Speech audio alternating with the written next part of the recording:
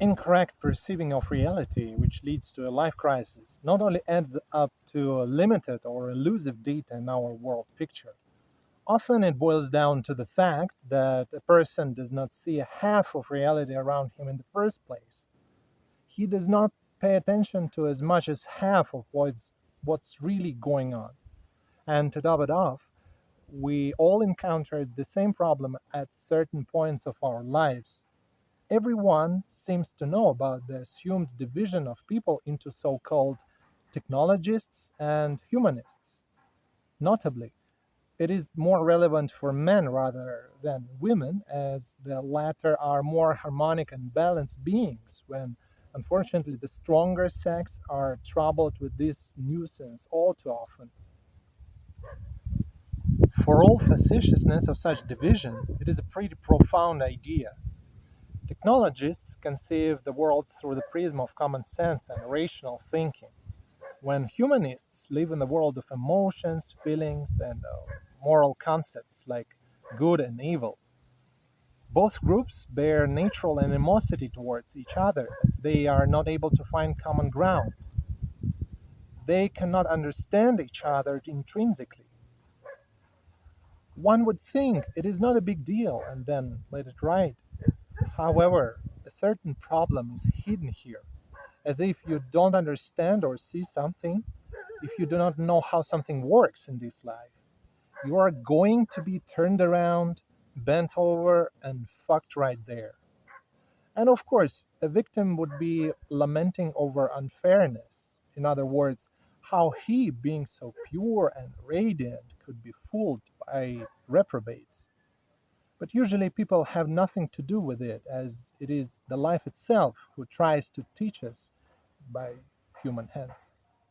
Such limitation makes us turn a blind eye on another side of reality, which is no less important. Technologists do not understand emotions and feelings, while humanists are not savvy with logic. It sucks to talk with a technologist about life as he always tries to squeeze everything in the Procrustean area of logic. Though it's no easier to communicate with humanists as these subjects can't see logic around at all and regard everything through the prism of good and evil. Both approaches are idiotic. Moreover, a person who sees only half of reality is extremely incomplete. It's like being a half man, but it's moral imperative to achieve integrity, as there is no way to cut corners in this life. The only way to arrive at that condition is to find the other half. Of course, I'm not broaching here the overused topic about finding a soulmate. For sure, I do not mean another person in your life. All the answers are contained inside us, and exactly at that place we have to look for the missing half. Therefore, another quest is showing up to find another half of yourself. Technologists will have to accept that they are also oriented by feelings and emotions as well as by logic. Ignoring the sensuous aspect of life is the root cause of their trouble in communicating with other people. Humanists will have to understand that they live in the material world where logic and cause effect relations do exist, where there are miles, pounds, joules, dollars, and cents. Humanists will have to face the truth that human nature is pretty rational and everyone tends to achieve self interests and constantly, often unconsciously though, keeps records of profits and losses.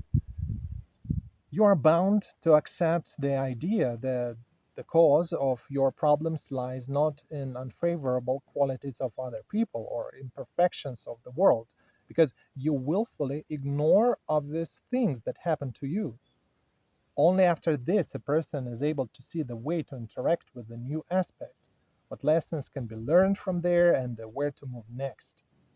You have to accept your stupidity as you haven't seen the obvious, which is the first step in overcoming a crisis.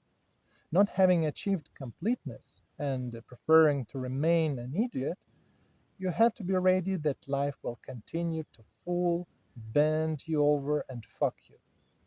As this is the only way of teaching that people are able to understand.